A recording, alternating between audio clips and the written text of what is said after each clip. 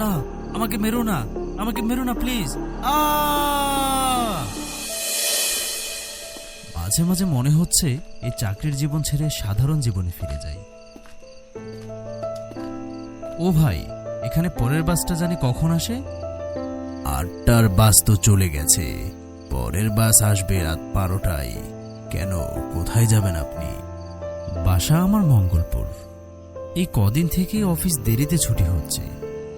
সারাদিন অফিস করে এ আবার 4 ঘন্টা বাসের জন্য অপেক্ষা করতে হবে। হায়রে জীবন, এটাই চাকরিজীবীদের জীবন।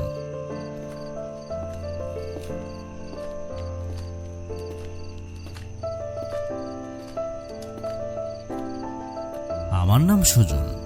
আমি একটা কোম্পানিতে চাকরি করি। এই 15 বছর চাকরির জীবন থেকে একটাই শিক্ষা অর্জন করলাম, চাকরি থেকে খেটে খাওয়া অনেক ভালো। ওই যে দেখা যাচ্ছে জঙ্গলটা, ওটা পার হলেই আমার বাসা। চাইলে আমি হেঁটেই বাসায় যেতে পারি। কিন্তু লোকে বলে জঙ্গলের রাস্তাটা নাকি ভালো না, অনেক নিরিবিলি সেই রাস্তাটা। সেজন্য ও রাস্তা দিয়ে কেউ হাঁটাহাঁটি করে না। গাড়ি হলে যায়, আর না হলে হেঁটে হেঁটে কেউ যায় না। এই তো বাস চলে এসেছে।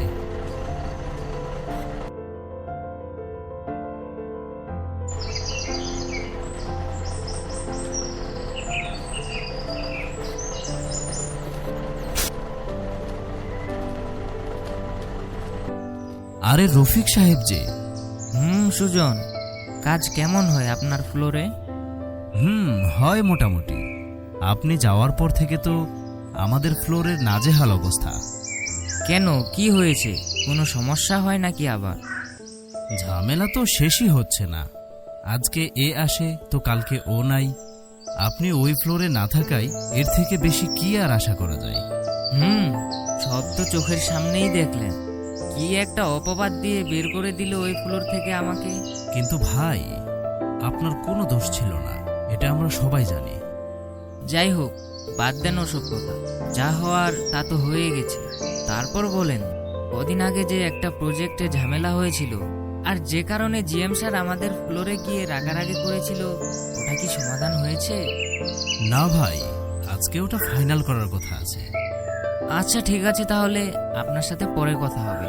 আচ্ছা ঠিক আছে রফিক ভাই, একদিন মনে করে আমাদের বাসায় আসবেন কিন্তু। আমরা দুজন মিলে বসে সারা রাত গল্প করব। আজকে তাহলে আসি। অবশ্যই আমাদের বাসায় আসবেন কিন্তু। আচ্ছা আচ্ছা, আসবো, অবশ্যই আসবো।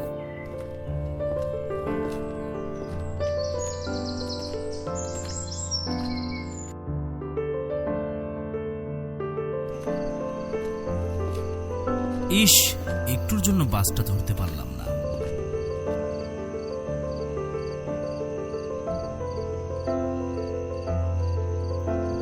বাস তো মিস করে ফেললাম। পরের বাস কখন কে জানে। এখন অপেক্ষা করা ছাড়া আর কোনো উপায় নাই।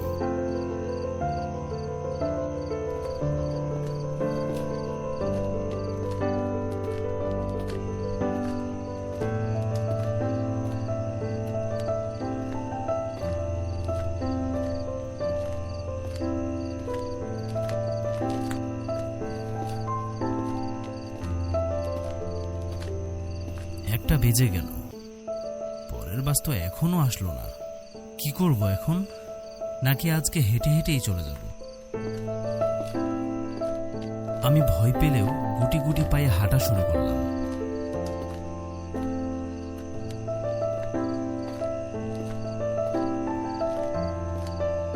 হাঁটতে হাঁটতে আমি প্রায় জঙ্গলের কাছেই চলে আসলাম। জঙ্গলটা খুব শুনশান পরিবেশের মতো। আবার ভয়ঙ্কর ভয়ঙ্কর আওয়াজও আসছে। আরে, পায়ের শব্দ শোনা যাচ্ছে না? আমি তো একাই আসলাম, কিন্তু পিছনে হাঁটার শব্দ। কেউ আসছে নাকি? কি যেন দেখলাম না গাছের পিছনে। প্রথমে আমি ভয় পেয়ে গেলাম। ভয় পেলেও আমি ভয়ে ভয়ে সামনে এগোতে লাগলাম। না না, এখন রাত প্রায় 2টা, এভাবে জঙ্গল পাড়ি দেওয়া যাবে না। কিন্তু কি করব এখন? এরপর আমি ভাবতে লাগলাম আর সামনে যেতে লাগলাম। একটু সামনে যেতে না যেতেই একটা বাড়ি দেখতে পেলাম। জঙ্গলের এত গভীরে বাড়ি, কার বাড়ি হতে পারে এটা? ও বাড়িতে যাওয়া কি ঠিক হবে? না না, যেহেতু জঙ্গলের মাঝখানে ফেসেই গেছি, বাড়িটাতে আশ্রয় নিতেই হবে। বাড়িতে কেউ আছেন? কেউ আছেন বাড়িতে? দরজাটা খুলুন। দরজা খোলা আছে। পিছনে আবার কে কথা বলে? এ কি, দরজা তো বন্ধ ছিল, এখন আবার খোলা কেমনে? কি না জানি কি হচ্ছে আমার সাথে, এগুলো জানি না আর কি কি হবে আমার সাথে। যাই, কোনো মতো রাতটা এই বাড়িতেই কাটাই। আমি আর বেশি চিন্তা ভাবনা না করে সোজা ঘরের ভিতরে চলে গেলাম। আশ্চর্যজনক ব্যাপার হলো, বাড়িটা বেশ গুছানো ছিল। দেখে মনে হচ্ছিল এ বাড়িতে কেউ যেন থাকে। আর বাড়িটার ভেতরে কেমন যেন রাজকীয় রাজকীয় ভাব, মনে হয় কোনো রাজার বাড়ি হবে। শরীর যে ক্লান্ত, যাই আজকের মতো শুয়ে পড়ি, সকাল হলে জঙ্গল পাড়ি দিয়ে বাসায় চলে যাব। এ কি ভূত? তুই এই বাড়িতে কেন এসেছিস? নিজের জীবন হারাতে? না না, এই জঙ্গল দিয়ে যাচ্ছিলাম, জঙ্গলে একা একা ভয় লাগছিল, তাই এ বাড়িতে আশ্রয় নিয়েছি। তুই অনেক বড় ভুল করেছিস। এই বাড়িতে এসে তুই আর জীবিত যেতে পারবি না। না না, আমার কোনো ক্ষতি করবেন না। আপনি বললে আমি চলে যাব এখান থেকে, তাও আমাকে ছেড়ে দিন প্লিজ। না, তোকে আমি মেরেই ফেলবো, নইলে তুই এই বাড়িটার কথা গ্রামে বলে বেড়াবে, আর মানুষ এই বাড়িটাকে দখল করে নেবে। আর এই বাড়ি দখল করে নিলে আমি থাকবো কোথায়? আচ্ছা, আমি কাউকে বলবো না, তাও ছেড়ে দিন আমাকে প্লিজ। মানুষকে বিশ্বাস করে প্রাণ হারিয়ে উপদ্রবে আছে, আর কোনো মানুষকে বিশ্বাস করব না, আর তোকেও জীবিত যেতে দিব না। না, আমাকে মেরো না, আমাকে মেরো না প্লিজ। তাহলে এতক্ষণ আমি স্বপ্ন দেখছিলাম? আর এ বাড়িটা তো রাতে গোছানো ছিল, সকালে এখন অগোছালো হলো কিভাবে? নাকি কালকে ঘুমের চাপে সব গোছালো দেখছিলাম? এ বাড়িতে আর বেশিক্ষণ থাকা যাবে না, বাসায় চলে যাই।